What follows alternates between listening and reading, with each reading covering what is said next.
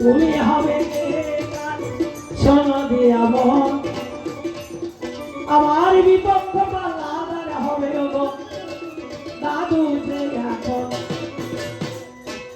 তবে আমার একটা বলাই হলো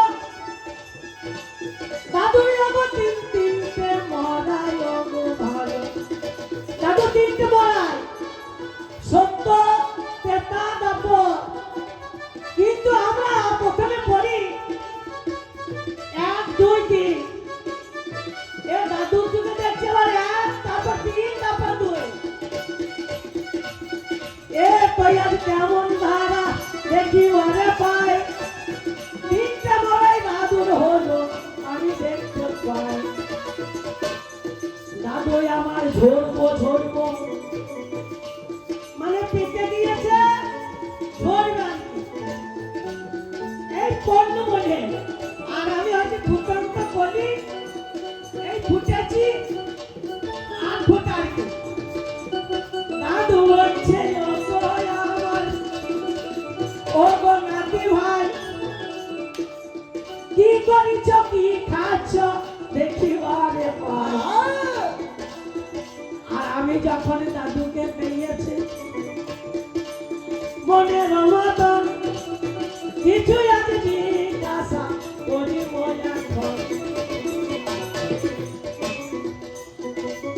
দাদু আমার ঘরে এলো দেখিবারে পাই এসে বলছে বাবু আছে বাবু বাবু ঘর থেকে একজন বেরিয়ে বলছে কাকে চাই বলছে আমার নাতি ভাই বোনে কেউ না এখানে বাবু আছে বাবু আর বলছে একটা সুইচ রয়েছে এখানে টিপে দেন তাহলে দেখবেন আমার ওই বাবু চলে আসবে এইবার যেমনই বলছে হ্যাঁ গো বাবু কানে বলছে আমার যুগে যারা বাবু ছিল তারা পয়সা বাবা ছিল বুড়ি মোটা ছিল জমিদার ছিল কিন্তু আমার যুগের বাবু বাবা সে বাবু তো নয় স্বাধীন ভাবের হলো মধ্যে জানাই গো তোমায় বাহ বাহ শব্দ ভালো শব্দ চমৎকার যিনি ভালো মানুষ সে রিক্সা বাবাও হতে পারে পয়সা বাবাও হতে পারে দেখি ভালো পাই তোমার যুগের দাদু লোক বাবু লোক ভাই তোমার যুগে বাবু কেমন ছিল রে আমার মায়ের এখন আমার ঘরে ছানিটা কেটে দিয়ে যাবি ঘরে ঝাড়তে দিয়ে যাবি কিন্তু আমার যুগে তা নয় সবাই বাবু ধন্য আমার এই কলিযুগ ধন্য হলো জানি সত্য তেতা দাপর সত্যতে নারায়ণ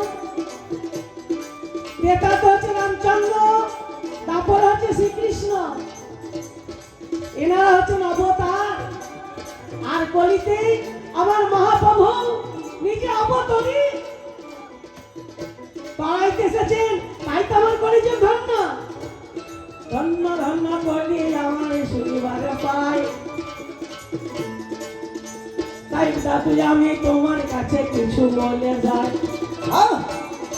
দেখুন সময় তো কম দাদুকে 2-1টি জিজ্ঞাসা করে তারপরে আমি আবার পরের আসলে এসে দাদু কি বলছে সেটা জেনে নেবো তারপর এবার দাদুকে আমি বসতে দিলাম খেতে দিলাম ভাই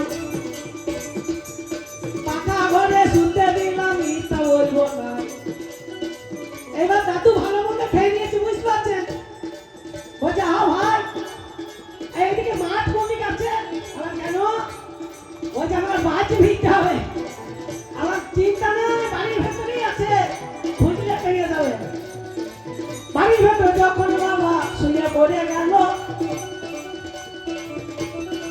মশারিখানা টাঙিয়ে দিল জানাই আমি কিছুক্ষণ পরে বাবা লুচি পেয়েছে ভাই পেটের মধ্যে গন্ডগোল হয়ে গেল ভাই পায়খানা করতে হবে কিছু নাহি পাই। এইবার আন্ডারপ্যান্ট পরেছিল, মা সামান্য ভালো না, বুঝতে পারছেন? মাল হয়ে গিয়েছে, বলছে মা রাখি কোথা? একটা বাবা লোহা হয়ে গো দেখি বাজে পেইল, বুঝে বুঝে দেখছি লোহাতে রেখে দিল, মানে সে পাকা আছে, বুঝতে পারছেন? সিলিং ফ্যান চারিদিকে দরজা খুঁজে কোথাও নাই পাই। বলছে বেড কেমনে পাওয়া যায়, নিয়ে ফ্যানের সুইচটা টিপে দিয়ে, বুঝতে পারছেন? আমি তখন ছড়িয়ে গেল, চিন্তা করলাম মনে, দাদু তখন গড়িয়ে গেল অসম্মানে। এবার ব্যাগ করে দেখতে বা কোনো কি করেছে ভাই? ভাই তুমি দেখো, বলছে হ্যাঁ আমি পায়খানা পরিষ্কার করি।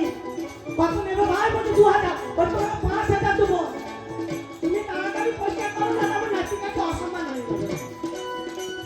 পায়খানা ঘরে ঢুকে লোক কিছু দেখতে পারে লোক নাহি পেল জানি। বলছে ওখানে না, এখানে দেওয়ালে। বলছে ওরে বাবা রে, বলছে আমি 10,000 টাকা দেবো, তুমি আর একবার আমায় করে দেখাও। আরে বাবা তোমার করে বাচ্চা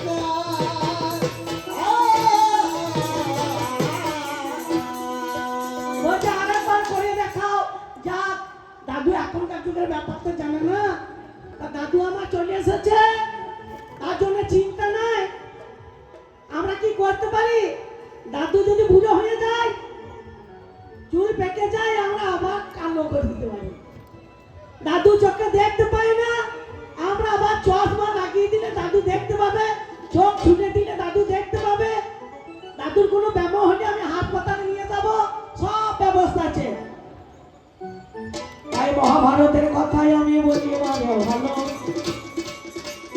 একটাই আমি প্রশ্ন আগে বলবো, ভালো দেখছি একটা নারীর পেটে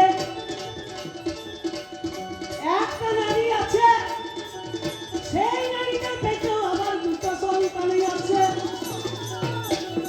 আমার কথা না, ওই দাদুদেরই মহাভারত। সেই মহাভারত লিখেছিল কে? না ব্যাসদেব। পরশুর মনে এলো, মহাসাগরটাকে দেখতে নাকি ভালো লেগে গেল, নিয়ে বলছে আমার সঙ্গে আলিঙ্গন করো, তাহলে তোমার পদ্মগঙ্গা হয়ে যাবে। বলছে প্রভু এই লোক চলাচলের মাঝে আমি কেমন করে যাব? বলছে ঠিক আছে তুমি চলো এই পাহাড়ে। নিয়ে একটা দ্বীপের মধ্যে গেল, নিয়ে কুয়াশা সৃষ্টি করলো, নিয়ে সেইখানে ব্যাসের জল বলবো, সেই ব্যাস জল লিখলো মহাভারত। আচ্ছা দাদু তোমার যুগে কুয়াশা নিয়ে এলে তুমি আলিঙ্গন করার জন্য, আর সেই কুয়াশা কালকে কেমন কুয়াশা ছিল? এছাড়া না নিয়ে এলো, চিন্তা করা চাই, আমার যুগে ফসল বাবা নষ্ট হয়ে যায়। সেই যুগের মান এই যুগে নিয়ে এলে আমার ফসল হচ্ছে না, মানুষের কাজকর্ম করতে পারছে না, রোগ জ্বালা বেড়ে যাচ্ছে। তাহলে এটা আমার একটা প্রশ্ন। আর একটা প্রশ্ন আমি তোমায় দিয়ে যাই, এই যে পঞ্চকন্যা শরণ নিত্যং সর্ব পাপ বিনাশম,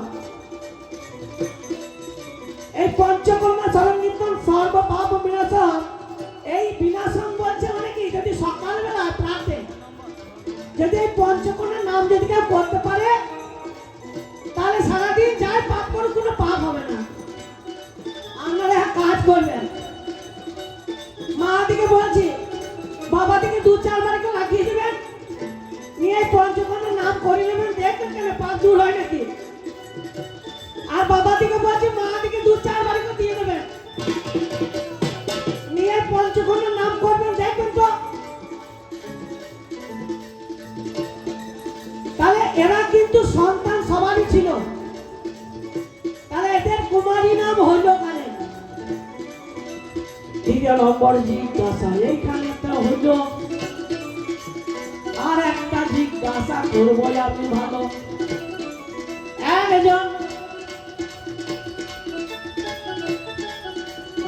একজন তপস্যা করছে, আমি বিশ্বরূপী বলি না, আমি অবজাতি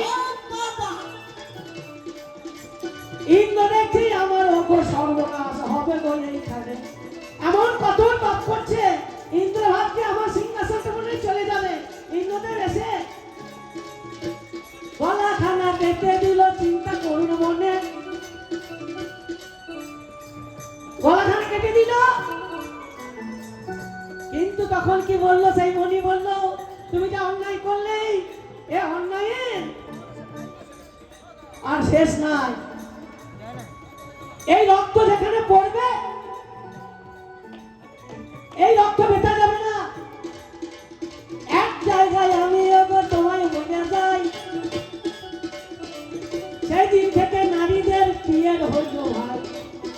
এক ফোঁটা পড়েছিল নারীদের, আর যার জায়গা বাবা কোথায় পড়ে গেল। আরে কেন বাবা মেরেছিল বলো আমায় ভালো। অল্পের মধ্যে এইটা গেছে দশম আসর শাড়ি। আজ চান বদনে সবাই মিলে একবার বলো হরি। আমার যুগের কথা কোনো কিছু বলি নাই বাবা, আমি পরের আসরে বলবো। ওদের শিক্ষা নীতি এমন, আমি কথাই বলে দিচ্ছি। দ্রোণাচার্য যেদিন একলব্য গেল সেই দিন বললো আমি তোমাকে শিক্ষা দিতে পারবো না, তুমি নিচু জাতির ছেলে, তুমি যাও চলে যাও।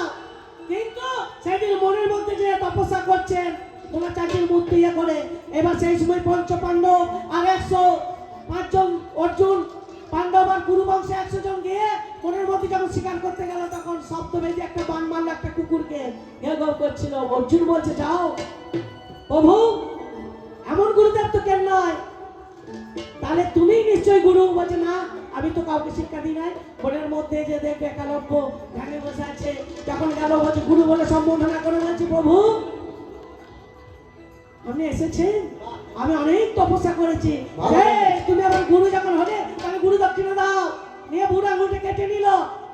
তোমার এমনি নীতি ছিল, একে একে আমি সব বলবো। যা তাই বলছি দাদুর সঙ্গে সম্পর্কটা আমার কেমন। আজ ওপারে ওপার, ওই পাশে নদী। এটা নামে তুমি হলো না আপন। দাদু প্রেমের নামে শুধু ভেঙে দিলে মন। বিধির কাছে আমি আইব